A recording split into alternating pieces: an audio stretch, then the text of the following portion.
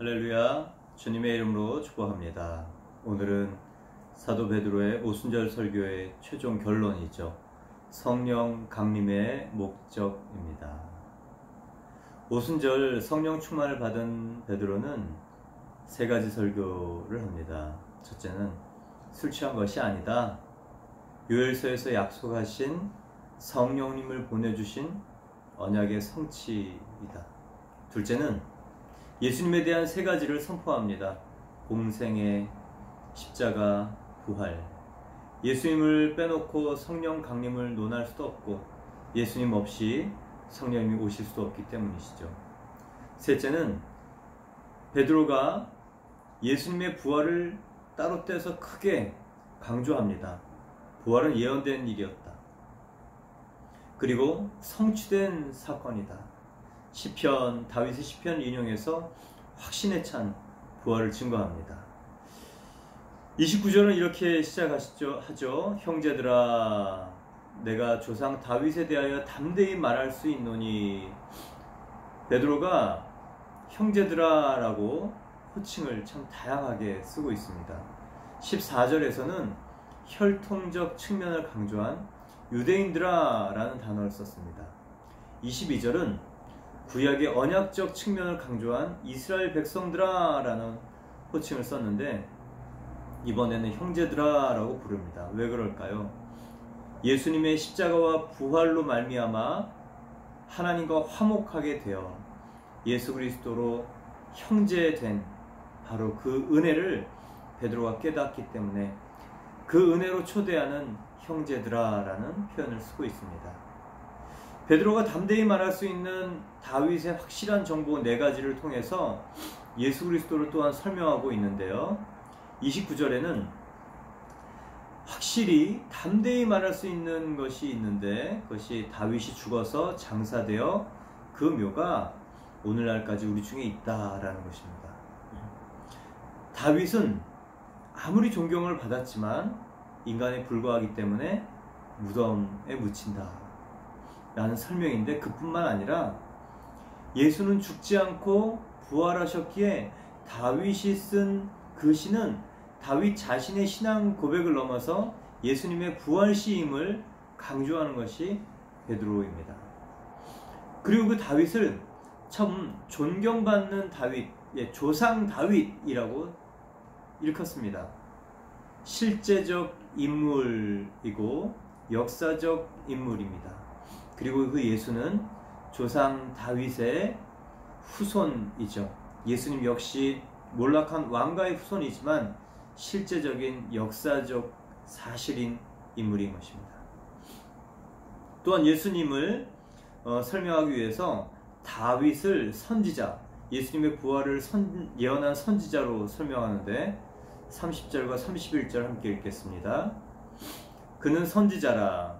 하나님이 미리 맹세하사 그 자손 중에서 한 사람을 그 위에 앉게 하리라 하심을 알고 미리 본고로 그리스도의 부활을 말하되 그가 음부에 버림이 되지 않고 그의 육신이 썩음을 당하지 아니하시리라 하더니.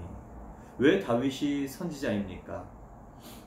하나님께 받은 약속을 믿고 내다보고 선포하고 확신했기 때문에 그렇습니다.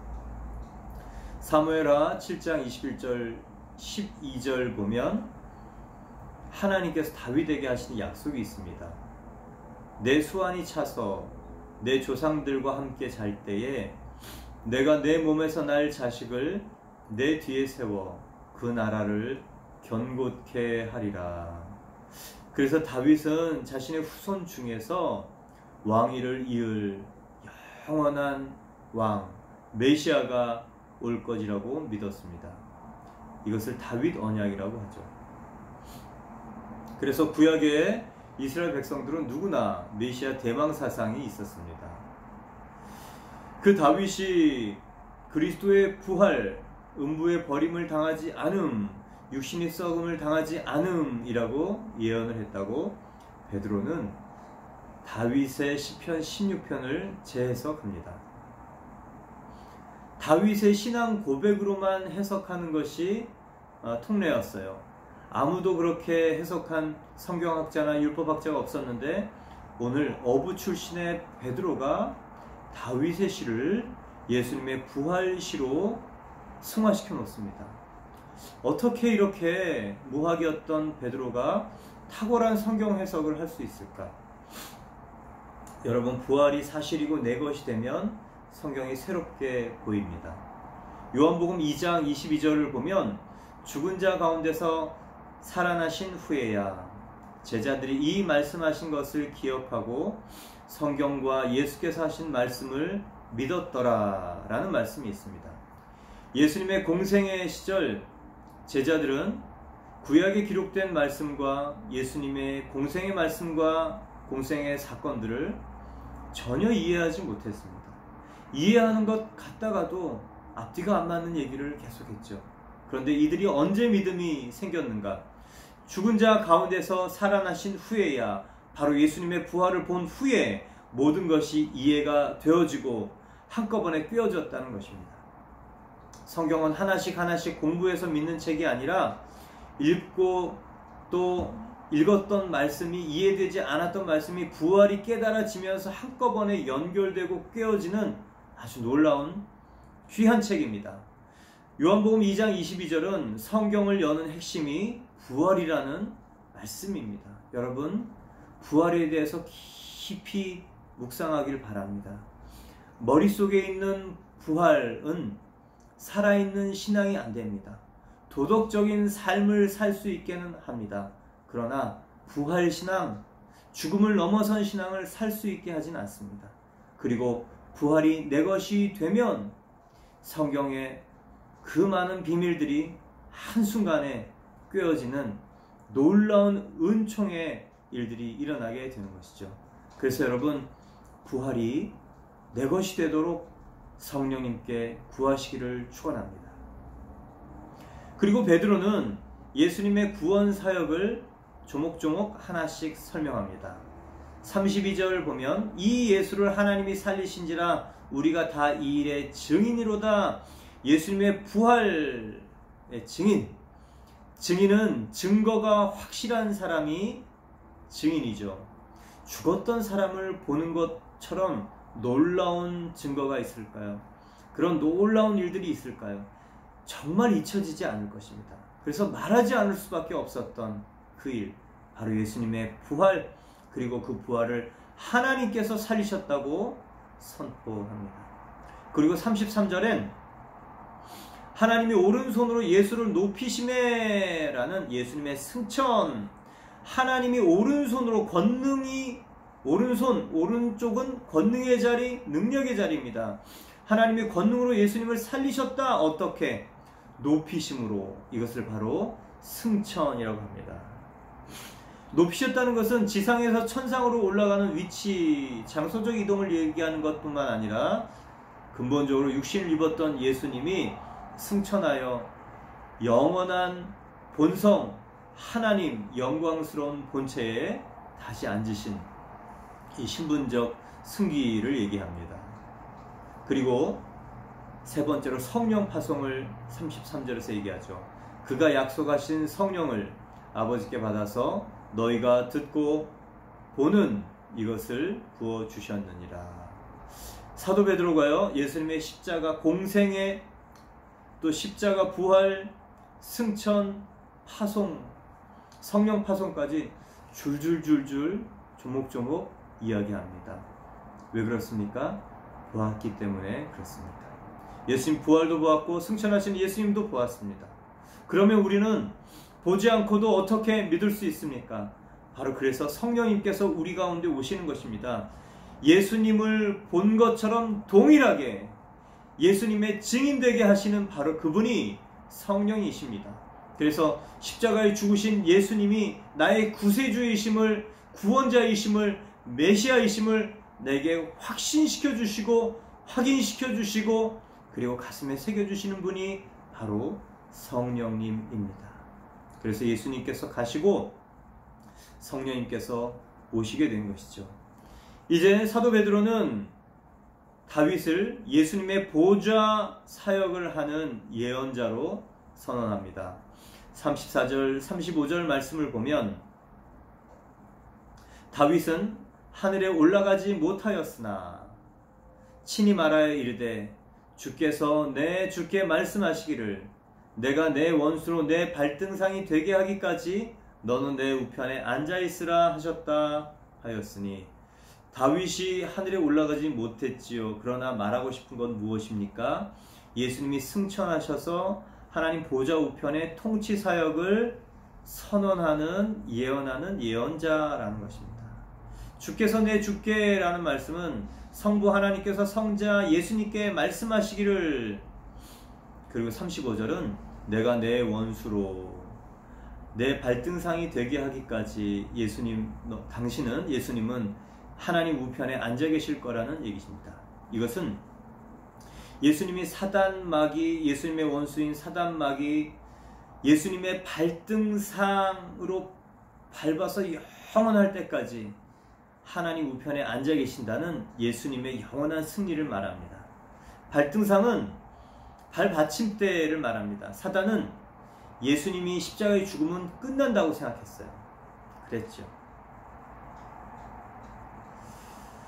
모든 것이 끝난 줄 알았습니다. 그러나 예수님이 부활하시고 사단 마귀의 목을 밟고 완전히 승리하셨습니다. 그리고 영원히 승리하실 날이, 완전히 사단의 패배가 선포될 날이 온다는 예언을 다윗이 하는 것입니다. 이 말씀을 들으면 하나님께서 창세기 선악과 사건 이후에 뱀에게 했던 하나님의 말씀이 기억이 납니다. 창세기 3장 15절 내가 너로 여자와 원수가 되게 하고 내 후손도 여자의 후손과 원수가 되게 하리니 여자의 후손은 내 머리를 상하게 할 것이요. 바로 이겁니다. 사단의 머리를 밟고 목을 밟으신 분이, 그래서 인간의 사망과 사단의 압자에서 풀어놓으신 분이 바로 구원자 예수님이십니다. 그리고 너는 그의 발꿈치를 상하게 할 것이다. 사단은 예수님의 발꿈치를 상하게 할 것입니다. 예수님을 십자가에 못 박게 한 그것을 얘기합니다. 그러나 예수님은 그것으로 끝나지 않았다는 것이죠.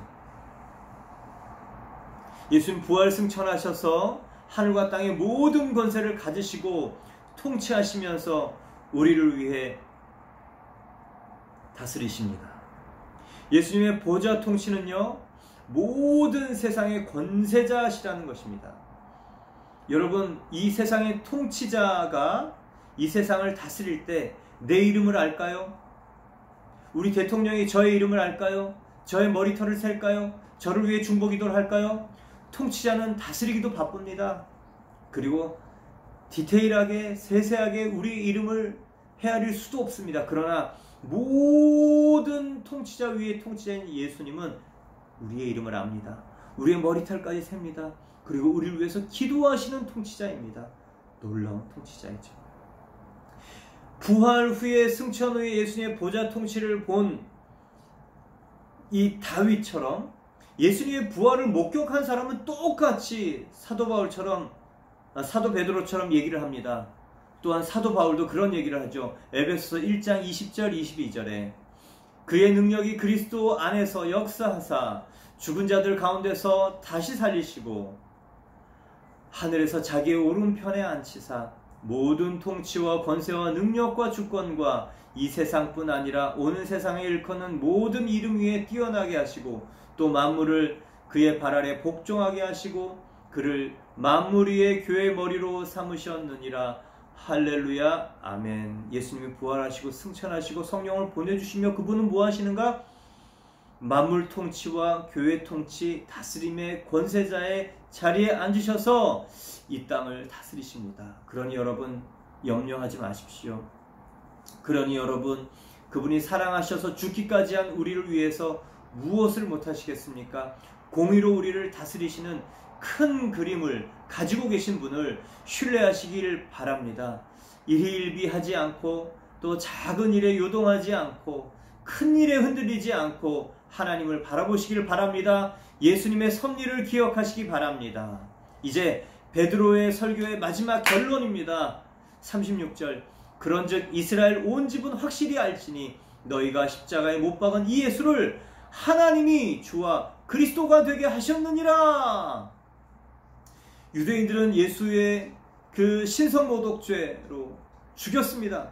그러나 하나님께서는 그 반대로 예수를 살리시고 승천시키시고 보좌 우편에 앉으시고, 그래서 예수님이 본질적으로 하나님이신 것과 이스라엘 모든 사람들이 대망하여 기다리던 메시아 구원자이심을 선포하셨다는 말씀입니다. 여러분, 복음의 핵심은 무엇입니까? 구원자 예수님을 내 인생의 주인으로 영접하는 것이 복음의 핵심입니다. 이 주라는 헬라어 큐리오스, 히브리어 아도나이는 네 가지 뜻이 있습니다. 첫 번째는 사랑과 사물의 주인, 마스터입니다. 저 여러분의 주인이시고 저 여러분이 가지신 모든 것의 주인이시라는 것이죠. 그래서 저와 여러분요, 청지기입니다. 잘 관리하고 주인이 기뻐하시는 대로 다스려서 남기는 인생, 주인이 기뻐하시는 방법으로 주인이 기뻐하시는 열매를 맺는 귀한 청지기 되기를 축원합니다. 두 번째는 나라의 왕, 킹, 군주입니다. 우리는 두 나라에 살고 있습니다. 대한민국에 살고 있지만, 또는 캐나다에 살고 있지만, 또는 미국에 살고 있지만, 우리의 본질적인 이 내셔널리티, 국적은 하나님 나라입니다. 이렇게 우리는 두 나라에 속해서 살고 있습니다. 이 땅의 나라, 이 땅에 속한 나라의 법도 잘 지켜야 합니다. 그러나 더 상위법은 하나님 나라의 법입니다. 하나님 나라의 법을 잘 지키는 사람으로 살면 이 땅의 법도 충분히 잘 지키고 칭찬받는 사람이 될 것입니다. 여러분, 상위법에 따라서 살기를 바랍니다. 또 주라는 세 번째 뜻은 피조세계의 주인, 세상을 다스리시는 조물주를 말합니다. 그분이 우리를 다스리실 때 사랑과 공의로 다스리십니다. 그러니 안달할 것도, 염려할 것도, 불안해할 것도, 후회할 것도 없습니다. 우리가 그분의 관점대로, 그분이 해석하시는, 그분이 바라보시는 그 눈으로 우리가 이 땅의 삶을 바라볼 때 우리가 만사, 감사, 또 기대, 소망, 언젠가 이 일이 하나님의 뜻으로 또 신원이 되겠지, 또 언젠가 하나님이 설명해 주시겠지, 또 언젠가 하나님께서 이해시켜 주시겠지, 감사와 기대로 살기를 축복합니다. 네 번째는 야훼 하나님입니다. 이렇게 주라는 큐리어스는 주인, 군주, 조물주, 하나님이라는 뜻이죠.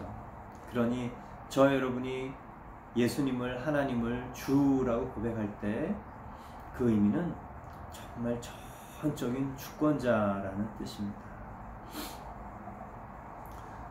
두 번째, 그리스도란 뜻은 이 헬라어로 크리스토스인데 기름 부음 받은 자입니다. 메시아라는 뜻이죠. 구원자라는 뜻입니다.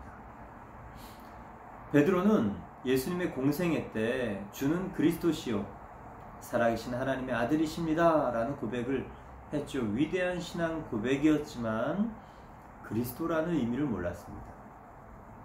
그래서 그 그리스도 되시려면, 메시아 되시려면, 구원자 되시려면 십자가에서 죽으셔야 됐는데, 예수님이 십자가에서 죽으신다고 했을 때 그리마옵소서라고 말렸죠.